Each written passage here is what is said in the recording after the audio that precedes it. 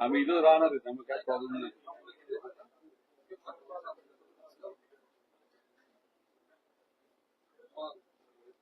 अजून किती वेळ लागेल गाडी यायला? अजून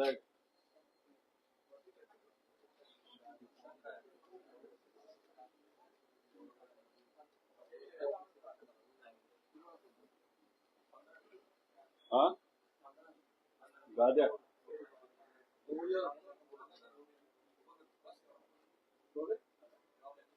इथं आणून इथं लाव, मी सांगेल तेव्हा खाली उतर.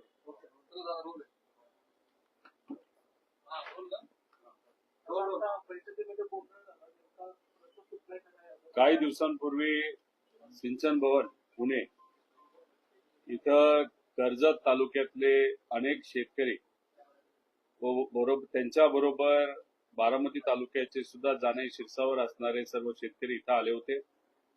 कुकडीच्या बाबतीत चर्चा होत असताना आम्हाला असं सांगण्यात आलं होतं की मंत्री महोदय लवकरात लवकर बैठक घेऊन पाणी कधी सोडणार याच्याबद्दलचा निर्णय त्या ठिकाणी घेतील. दुर्दैव असं त्या बाबतीतली बैठक मंत्री महोदयाची झाली नाही. जर मंत्र्यांनाच खरं तर या पाण्याचं महत्व नसेल तर मग कर्जतमध्ये कुकडी प्रकल्पाच्या अंतर्गत जे पाणी दिलं जातं त्या शेतकऱ्यांना ते न्याय कसं देतील असा प्रश्न त्या ठिकाणी निर्माण होतो. सीना प्रकल्पाच्या बाबतीत आम्ही चर्चा करून थोडंसं भांडून त्यावेळेस पाणी सोडलं.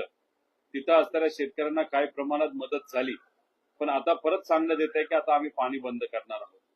तसंच बारामती तालुक्यामध्ये जाणई शिरसाईमध्ये अजून 40% जे क्षेत्र आहे ते पाण्यापासून वंचित आहे. 2-3 दिवसापूर्वी आम्ही जेव्हा बसलो होतो चर्चा केली होती, आम्हाला सांगितलं होतं सोमवारपर्यंत म्हणजे काल दुपारपर्यंत आम्ही जाणई शिरसाईमध्ये पाणी सोडू. पण मग काल आम्हाला असं कळालं, एक तर कुकडीच्या बाबतीत चर्चा आणि बैठक झाली नाही, हा एक विषय महत्वाचा होताच. त्याच्याचबरोबर पाणी जे काल दुपारपर्यंत सोडलं जाणार होतं ते अजून 3 दिवस हे लांबलं जाईल.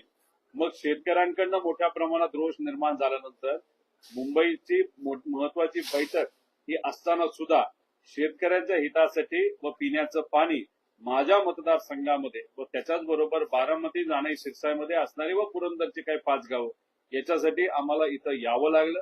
अधिकाऱ्यांबरोबर आम्ही आता चर्चा केली आहे.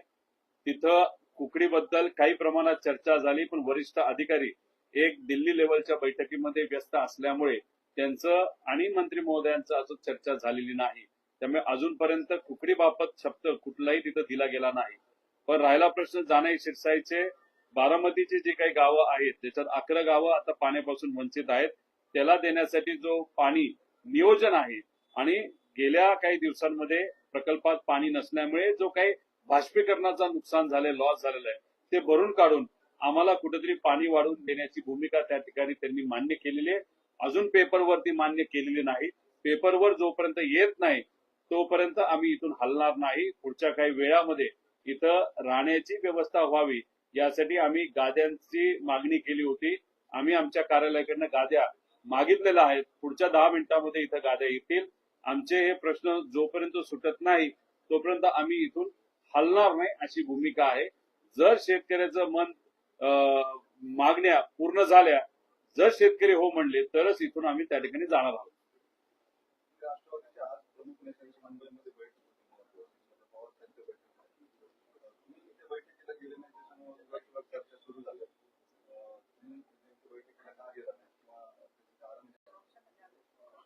मी ट्विटच्या मदतीने याबद्दल व्यक्त झालेलो आहे.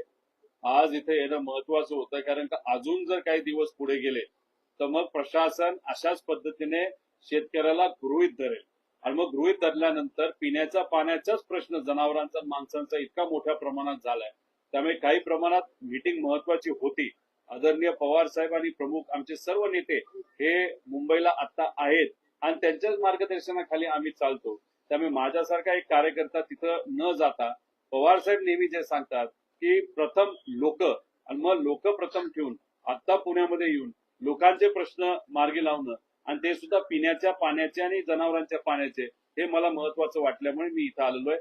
सुप्रियाताईंना या बाबतीतली कल्पना मी 100% त्या ठिकाणी दिलेली आहे. तिथं बैठक सुरू आहे. बैठकीमध्ये नक्कीच एक निर्णय असा घेतला जाईल आता पूर्णपणे रस्त्यावर येऊन लोकांच्या वतीने आता आपल्याला लढावं लागेल आणि आक्रमक पद्धतीने लढावं लागेल अशी भूमिका तिथं मांडली जाईल आणि ती मान्य केली जाईल असं मला विश्वास आहे. बारामतीच्या शेतकऱ्यांबरोबर बारामतीचे लोकप्रतिनिधी जे आहेत राज्याचे उपमुख्यमंत्री पद आहे, मात्र त्या शेतकऱ्यांबरोबर तुम्हाला इथं येऊन सिंचन विभागामध्ये पाहण्यासाठी भांडावं लागतं, त्यांचं अपयश आहे का? म्हणजे तुम्ही बारामतीच्या शेतकऱ्यांसाठी भांडावं लागतं. आता ह्याच्यामध्ये बघा, कर्जत जामखेड मध्ये मी आमदार आहे.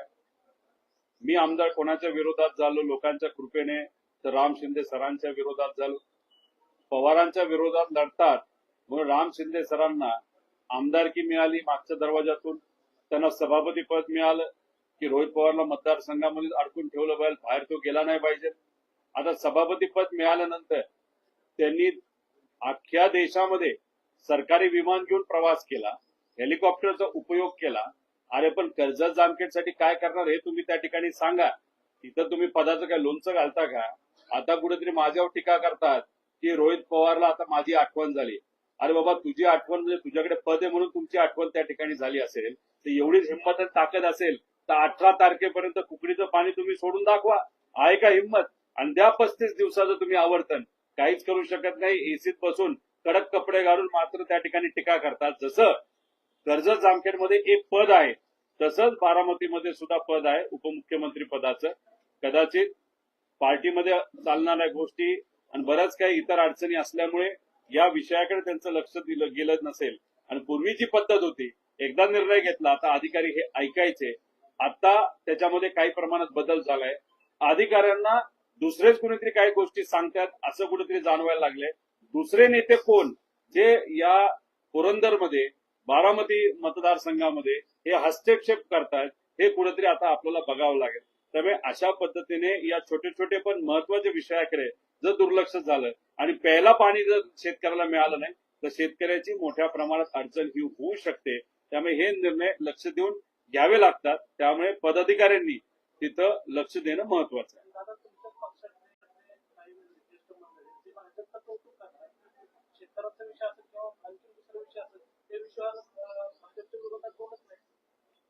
आता ते कोण आहेत? आज शरद पवार साहेबांनी पण एक मोदी संदर्भात बोललं की मोदींनी देशाची प्रतिष्ठा जपण्याचं काम केलं, कौतुक केलेलं आहे. आता पवार साहेब बोलत असताना त्याचे दोन अर्थ असतात. आम्ही पवार साहेबांच्या वक्तव्याचा अर्थ हाच काढलेला आहे की आज मोदी साहेब जे भारताच्या बाहेर जाऊन फिरत आहेत त्याच्यापेक्षा आज भारतात राहून सर्व पक्षांना एकत्रित घेऊन विश्वासात घेऊन आज जी या भारतावर मोठ्या प्रमाणात अडचण आलेली ती कुठेतरी त्या ठिकाणी सोडवली पाहिजे. ही भूमिका पवार साहेबांची जी आहे ती आम्ही त्या ठिकाणी बघतो. त्यामुळे पवार साहेब बोलत असताना त्याला दोन अर्थ असतात. तुम्ही कुठला घेता हा फार महत्वाचा असतं. त्यामुळे याच्या पुढे मला असं वाटतं की ते आम्हाला आदेश देतील. आम्ही आधी सुद्धा त्यांच्याच मार्गदर्शनाखाली काम करत होतो. शेतकरी, कष्टकरी, विद्यार्थी, युवा, महिला सुरक्षिततेचा नाही तर कायदा व सुव्यवस्था कुठलाही विश्वास असेल तर लगेचच्या लगेच रस्त्यावर उतरून लढावं लागतं. आणि आम्ही त्यांच्या आदेशाचा मान ठेवून त्या ठिकाणी लढतोय. याच्या पुढे जाऊन आम्ही लढत असताना इतरही नेते आमच्या बरोबर लढतील अशी अपेक्षा आम्ही त्या ठिकाणी धरतो. कॅप्टन अशोक खराच्या संदर्भात तुम्ही गंभीर आरोप केला की अजितदादांच्या मृत्यूच्या दिवशी अनेक बस त्यांच्या नंबर झाले, या संदर्भात काय? जो कोणी कॅप्टन, खोटा कॅप्टन खरा भोंदूबाबा जो होता त्याच्या बाबतीत पूर्वीपासून त्याच्याकडे एकच नंबर असायचा. पण माझा अंदाजाने 20 सप्टेंबरच्या आसपास म्हणजे दादांचा ऍक्सिडेंट होण्याच्या 8 दिवस आधी त्याने एक वेगळा नंबर घेतला, त्याचा वापर केला. परत तो नंबर कॅन्सल केला, दुसरा नंबर आणि मोबाईल घेतला, तो कॅन्सल केला, तिसरा नंबर घेतला. असे दादांचा ऍक्सिडेंट होऊन 2 दिवस होऊस तर त्याने 4 ते 5 नवीन मोबाईल त्या ठिकाणी वापरले. आणि ते वापरत असताना एक तर मोबाईल फक्त 19 मिनिटं संभाषण करण्यासाठी वापरला असं कुठेतरी कळतंय. आणि मग अशा पद्धती आणि त्याच्याच बरोबर 28 तारखेला जेव्हा अजितदादांचा ऍक्सिडेंट झाला त्या दिवशी सगळ्यात जास्त फोन त्यांना त्यावेळेस तिथं आले होते. आता त्याच्याच बरोबर फोनचा मुद्दा आहेच. पैशाच्या बाबतीत सुद्धा दादांचा ऍक्सिडेंट होण्यापूर्वी आणि नंतर उलाढाल त्या बँकेमध्ये मोठ्या प्रमाणात झालं असं काही लोकांचं मत आहे आणि त्याचे पुरावे सुद्धा दिलेले आहेत. मग अजितदादांच्या ऍक्सिडेंटच्या आसपासच मोबाईल बदलले जातात, मोबाईलचा फोन येतो, पैशाची उलाढाल होती, अजितदादांच्या घराबाहेर तिथं काळी पूजा तिथं केली जाते. आणि अशा सगळ्या गोष्टी जर बघितल्या तर हेतू बघता दादांना इजा पोचवावी असा कोणाचा हेतू होता का? ती व्यक्ती कोण? ते सत्तेतले आहेत का, मोठे नेते आहेत का, का दुसरं कोणी आहे याचं कुठेतरी शहानिशा व्हावी यासाठी सीबीआय आणि ईडीने कारवाई सुरूच केलेली आहे. पण अजितदादांच्या अँगलनी सीआयडी शांत बसलेलं आहे, झोपलेलं आहे असं आमचं मत आहे. त्यांनी सुद्धा जागं व्हावं आणि या विषयामध्ये लक्ष घालावं, काय खरं घडलं हे त्या ठिकाणी बघावं. म्हणून आम्ही म्हणतोय की सीबीआयकडे जर हा तपास देता आला तर तुम्ही त्या ठिकाणी द्यावा. ही फक्त आमचीच मागणी असं नाही, सत्तेत असणारा अजितदादांचा जो आजचा पक्ष आहे त्यांनी सुद्धा याच्या आधी मागणी केली होती. त्यानंतर त्यांनी स्मरणपत्र दिलं, अधिवेशनात आम्ही हा मुद्दा मांडला, आम्हाला उत्तर मुख्यमंत्री साहेबांनी दिलं. हो, या बाबतीत आम्ही होम मिनिस्टर साहेबांशी बोलू, पण आतापर्यंत या बाबतीत 1% सुद्धा काम दुर्दैवाने त्या ठिकाणी झालेलं नाही. म्हणून कुठेतरी आम्हाला असं वाटतं की उलट आमच्या शंका आता वाढत चाललेल्या आहेत. माणिकराव कोकाटेंचा राजीनाम्यासंदर्भात अशोक खरात शेतकऱ्यांवरती दबाव आणलेला होता. या संदर्भात अजितदादांना आंदोलन करून शेतकऱ्यांनी मुख्यमंत्र्यांकडे त्यांच्या राजीनाम्याची मागणी केली असं जे वक्तव्य आहे ते उदय आहेत राष्ट्रवादीचे. जे कोकाटे भाऊ आहेत त्यांचं आणि खरातांचं पटत नव्हतं असं आम्हाला कळलं. ते विचारामुळे पटत नव्हतं का वेगळा आर्थिक काही व्यवहार होता हे मला सांगता येणार नाही. पण कोकाटे हे अजितदादांचे निष्ठावंत, अजितदादांच्या विचाराने चालणारा एक आमदार आणि एक कार्यकर्ता. ठीक आहे, रम्मी खेळले, ते चुकीचं खेळलं, त्यांच्यावर कारवाई झाली, ती योग्यच कारवाई झाली. पण विचाराला पक्का राहणारा हा व्यक्ती जर त्यावेळेस खराताला सहकार्य करत नसेल, त्यांचा मतदारसंघ सेम असून, तर मग कदाचित काही लोकांना वाईट वाटलं असावं. ज्यांचं नाव तुम्ही घेतले त्या नेत्यांनी मुख्यमंत्र्यांना सांगून कोकाटेंना काढायला लावलं का दादांना विश्वासात घेतलं, हे खरं तर तेच नेते त्या ठिकाणी सांगतील. पण काही झालं तरी दादांनी जो विचार जपला तोच विचार कोकाटे जे आमदार आहेत ते जपतायत. नक्कीच ही चांगली गोष्ट आहे. पण मग अन्याय त्यांना जो झाला, त्यांच्यावर जे प्रेशर आणण्यात गेलं की त्यांना मंत्रिपद जावं, एकतर रम्मीचा विषय होताच, पण तो खरातकडनं जर केला असेल तर मग खरातांचा ऐकणारे नेते अजितदादांच्या पक्षातले कोण, हाही प्रश्न तिथं निर्माण होतो. आणि पूजा आणि काळी पूजा करण्यामध्ये ते सुद्धा त्या ठिकाणी जात होते का? तो जो व्हिडिओ सरकारकडे तो एकदा प्रसिद्ध सरकारने करावा एवढीच विनंती या ठिकाणी मी करतो.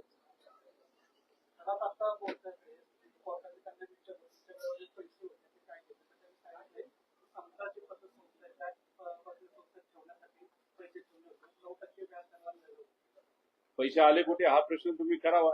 पैसे असेच बंधुगिरी करून केले का? शक्तीपीठ मार्ग ज्याला विरोध सामान्य लोक करतायत तिथं सुद्धा खरातेली आधीच जमीन घेतली होती, शक्ती मार्ग डिक्लेअर व्हायच्या आधी.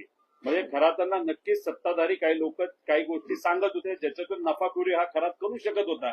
त्यामुळे पैसे आले कुठून, पैसे आल्यानंतर कुठल्या बँकेत ठेवले हा वेगळा विषय, पण आले कुठून, दिले कुणी आणि कशा पद्धतीने एवढा मोठा आर्थिक दृष्टिकोनातून हा मोठा झाला हे कुठेतरी त्या ठिकाणी पुढे आलं पाहिजे असं आमचं मत आहे. ऑपरेशन टायगरची एक चर्चा आहे आणि एकनाथ शिंदेना काही ठाकरे गटाचे खासदार भेटलेले आहेत. पूर्वी आरोप केला होता की हे 2029 ला भाजपमध्ये जातील. या संदर्भात काय? अहो, त्याची एक झलक साताऱ्यामध्ये बघितलेली आहे ना आपण. साताऱ्यामध्ये सत्ताधारी मंत्री, तिथं असणारे आमदार यांनाच पोलिसांनी मारामारी केली, त्यांना बाजूला केलं, दबाव आणला आणि भाजपली सत्ता त्या ठिकाणी स्थापन केली. ती सुद्धा कोणाच्या सहकार्यातून स्थापन केली तर जे शिंदे गटाचे जे आमदार आहेत शिंदे, हे शिंदे गटाचे असताना सुद्धा त्यांनी त्यांच्या पत्नीला, घरच्यांना हे भाजपकडून उभं केलं आणि त्यांना त्या ठिकाणी पद मिळावं म्हणून हा सगळा गोंधळ केला. सुरुवात तिथून झाली. त्यामुळे ऑपरेशन टायगर का ऑपरेशन म्याव काय करतील हे मला माहित नाही, पण एक तुम्हाला सांगतो, भाजप या दोन्ही पक्षाला अजिबात सोडणार नाही. यांचे आमदार हे नक्कीच त्या ठिकाणी फोडले जातील. फक्त हे पुढच्या काही महिन्यांमध्ये होईल असं नाही, हे मंत्री म्हणजे पुढचं इलेक्शन होण्या अगोदर त्या ठिकाणी होईल.